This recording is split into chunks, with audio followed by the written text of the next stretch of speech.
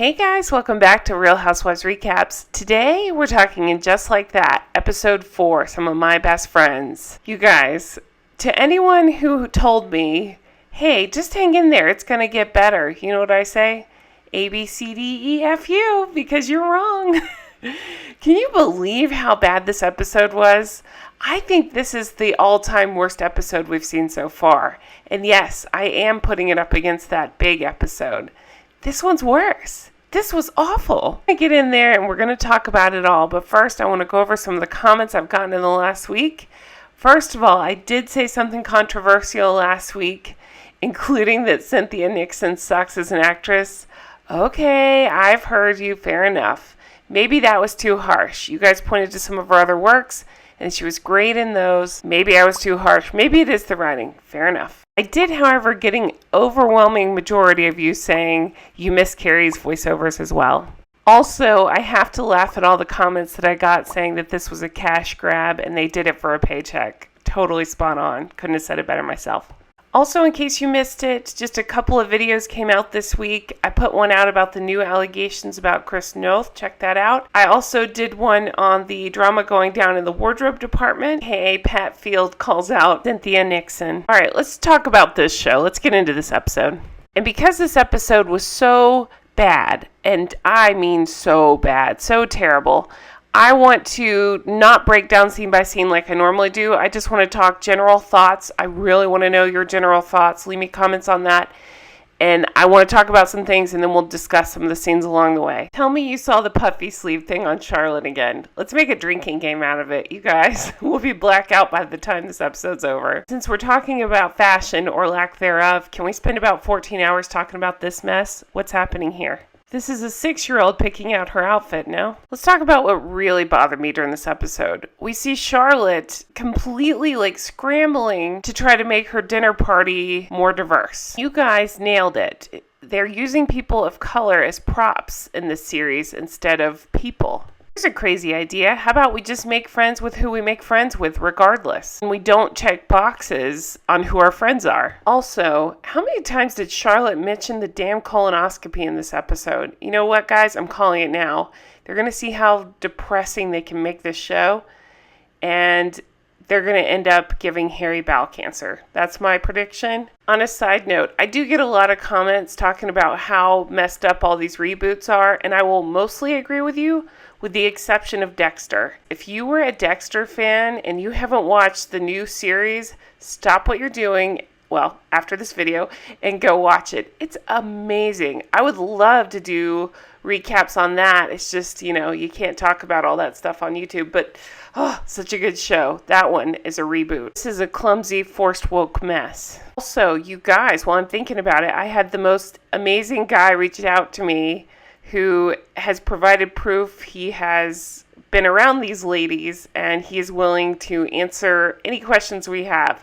So write a question in the comments if you want to know behind the scenes details. He worked more in the fashion side of things, and I am very curious to pick his brain, and I plan on interviewing him hopefully next week. We'll see how schedules line up, but if you have questions you want to know, he says he's willing to spill all the tea. Just leave it in a comment and I'll try to get them all asked. Speaking of terrible fashion, what in the holy hell is this look right here? Remember when I said I take it back, maybe a Cynthia Nixon isn't a terrible actress? The one exception I have is here when they're talking about ordering another bottle of wine. You guys, maybe it's just the writing. It's so cringe, right?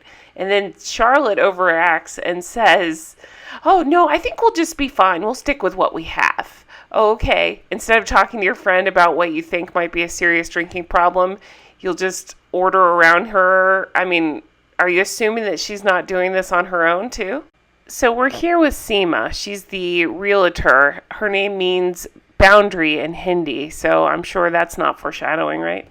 So we know what happens. She ends up changing the apartment completely. She takes all the personality of it. She makes everything beige. And you know what, you guys? You know what popped in my head? I was like, this sounds familiar. It's remember when Carrie and Big were secretly seeing each other and everything in Natasha's apartment was beige, and Big made a whole big thing about saying beige is bullshit. But hey, don't worry, guys. Old Carrie's back. She's smoking again. Because they have to jam this down our throats, they have a podcast meeting. Che is the only one who is consistently pushing. Our podcast socials suck. No, your podcasts suck. Thinking the same people who love this woke bullshit are the same ones that listen to this podcast. Che, the stand-up comedian, makes a joke about Carrie playing the death card. Get it? Haha. So Charlotte has she's never been the brightest, but they have made her so idiotic here, talking about the impressive couples they need to invite to impress Lisa. It just makes no sense. They're trying to go over the quote-unquote black couples they know, so they can invite them to impress Lisa. I mean, what planet are we living on here? I just need to be in that writer's room. I need to know who's coming up with these ideas and why they think this is good. Why do they think we all need to be taught a lesson? Clearly their writing is showing that they have bigger issues. I think as punishment, they should be tied to a chair and be made to listen to the podcast for 10 hours. Also, during this scene, Charlotte blames her phone for sending extra texts to the neighbor. She says she sent 2, but her phone's been acting crazy. You know how when your phone sends a text to somebody? That makes sense. So she calls up Anthony to find out if he's still in touch with some ethnically diverse painter. I just want to know why they've given all of these characters a lobotomy. And before you comment, why do you still watch it? Well, I'll tell you why. Because I'm a glutton for punishment, and I want to see how awful these writers are and how terribly they ruin these characters. So here I am watching, and it's for you. You're welcome, everybody. You're welcome. Joke, by the way, I'm funnier than the podcast. Charlotte runs into Deidre and asks about if she and Jeff are free for dinner. She's like, who's Jeff? Oh, do you mean Joff? Yes, you know who she's talking about. Yes, she got your husband's name wrong, but that's ridiculous. Who's Jeff? It's Joff. But also, Charlotte, learn your damn friends' husbands' names. So after all this, using people as props, trying to tick boxes, trying to make the perfect dinner party to impress this woman, Lisa has to cancel. So Charlotte then starts bringing up the colonoscopy again because this show isn't depressing enough. So the professor and Miranda decide to go to dinner. For whatever reason, Miranda's decided to wear this outfit to dress like a prisoner. They go back and forth about children. Should she do it? Should she not? She's not sure. She's not happy. I mean, come on. Don't ask Miranda. She's a terrible mom. Look at this way she screwed up Brady. And believe me, Brady's a terrible kid. So I don't think I'd ask her for any parenting advice. But man, they really like to put this glaring point on Miranda's got a drinking problem. Hey, look, every scene Miranda's got a drink. We get it. She's not sure about her sexuality. She's confused. Whatever it is, we get it. She's unhappy. She's drinking. If I had a son like Brady, I'd probably be drinking too. Or if I had a personality like hers. You know, one of the comments I get a ton of is about Miranda. She's been there in the show. She talks about, remember, she was set up with a woman and she said it's just not for her. So now to have the storyline is more to match Cynthia Nixon than it is to stay true to the character of Miranda. Carrie's taking the tour of an apartment. Some guy's talking too loudly. He asks her if she wants to check out the bedroom. Again, all I could think of was the original series, Samantha dating that older guy. Remember the guy that was having the midlife crisis with the earring and stuff, and she thought that she was in menopause, so she slept with him. And then, oh, you guys, such a good episode. It just reminded me of him talking too loudly, just being too much. So Seema shows Carrie some dating apps over drinks. I don't know if that's just to show where Carrie's going to be headed soon, but Carrie says some insensitive things to Seema here. It comes out later. Who cares? Let's move on. Charlotte at dinner. So again, they bring up the colonoscopy again. Did you notice that Harry made a big point of talking about how much he sweat? And I believe that comes up later too. Lisa brings it up that he was sweating through his suit.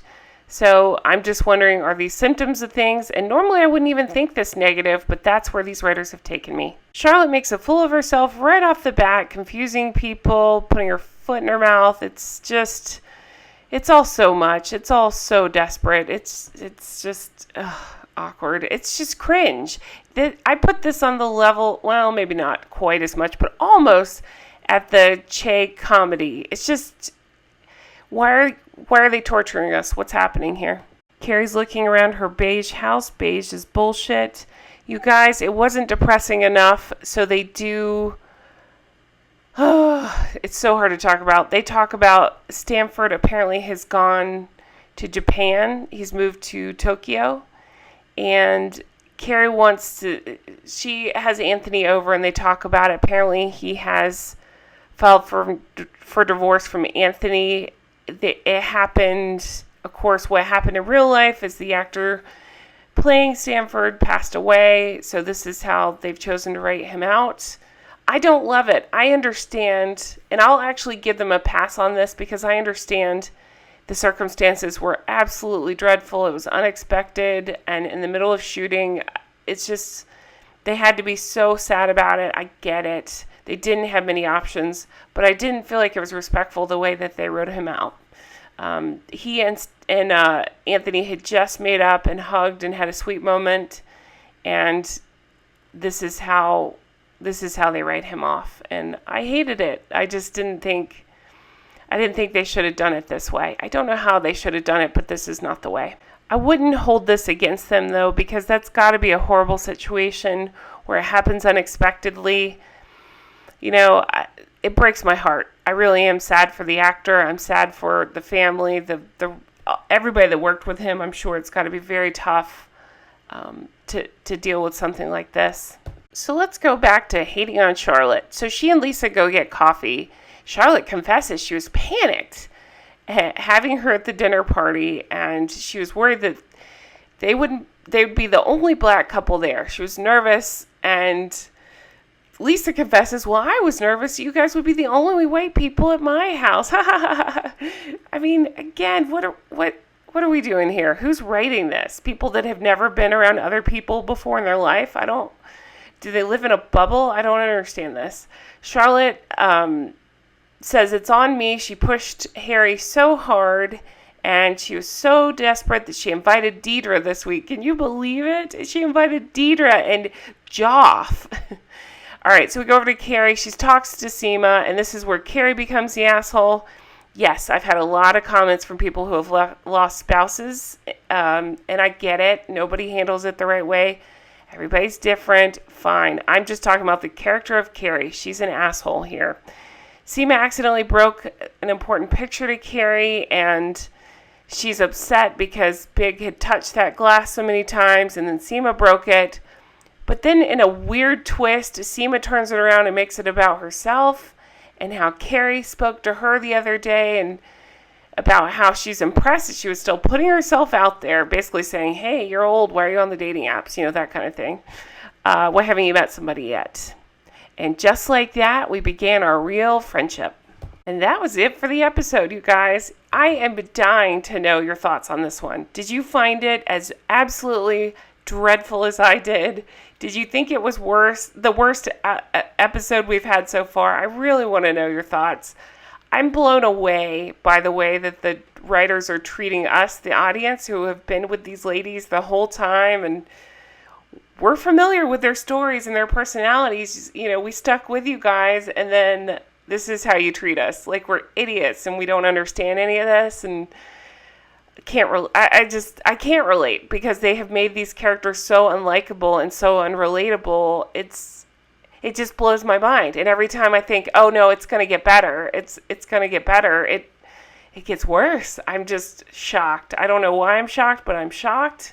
This is where we're at. You guys, I'm going to keep going with it. So there's that. I'm going to keep doing it. Let me know your thoughts below. I'm dying to know.